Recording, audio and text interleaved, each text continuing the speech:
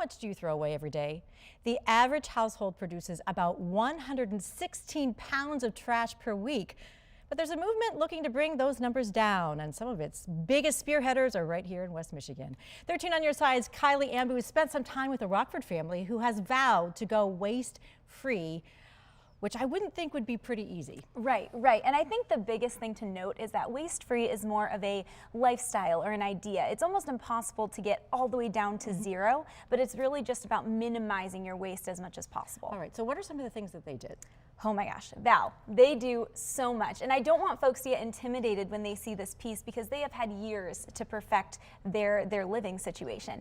But they compost instead of throw away food items in the trash. They recycle. They even go and partner with local businesses to buy products that are normally packaged in paper or plastic, and they go to the stores and pay for their products like cheese, and they put them right into glass mason jars to take home. Wow, I mean, that is a lot of thinking ahead, but think about the waste that you're reducing. Exactly. Composting a great way. I know I've talked a lot about composting in the past, and I was amazed at what all the things you could compost and how important it is to actually put your paper products in there because they help to aid in the composting and reduce the smell as well. Absolutely, and one thing I've learned during this process is that paper is actually a little bit easier to recycle than plastic. So if you do find yourself at a grocery store, maybe you forgot your take-home bags, you can go with paper versus plastic and still be making just a little bit of a smarter decision. Right, there are just some small things that you can do. You gave it a try. I did. What was it like? So this week I've been trying my best to incorporate different waste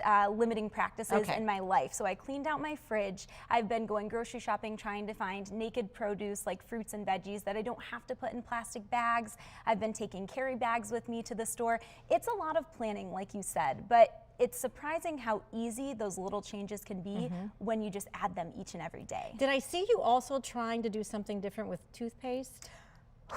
That is, I am trying so hard right now. It took a lot to get used to. So I have these things called toothy tabs, and they look like a little bit bigger than Tic Tacs if you've ever had, or just gum. And you put them in, you wet your toothbrush and you kind of chew, and then you just brush your teeth. They're like little toothpaste capsules. Yeah, and how did it go? Did they taste okay? It was surprisingly good. And it made me feel very fresh. So, and we're saving the planet here. Yeah, and so you vlogged about this all week, and people can take a look at those and see some of the things that you tried to do as well, right? Did you try conserving water too? I did. So I don't have a dishwasher at the new apartment that I moved into. So whereas some people might say, I'll just wash my dishes, I didn't have that luxury to be able to do, I guess, make that change. But I've washed my clothes in my kitchen sink and I've dried them in my home to kind of conserve the water, because I think when you are washing your clothes in a washing machine, you're kind of using up the same amount of water even for a smaller load. Right. So that has been an experience. I think my clothes feel a little bit fresher coming out of a washer and dryer, but I think that there are also ways that you can get fabric softener and things like that. I did not do that. At the end of the day, next time. You would recommend a few of these changes? Yes, absolutely. I'd recommend all of them. I think you have to figure out what's right for you and the little changes that you can take, and know that it's just about sustainable change. Right. Okay, and you can watch Kylie's entire story tonight at 6 at 13 on your side.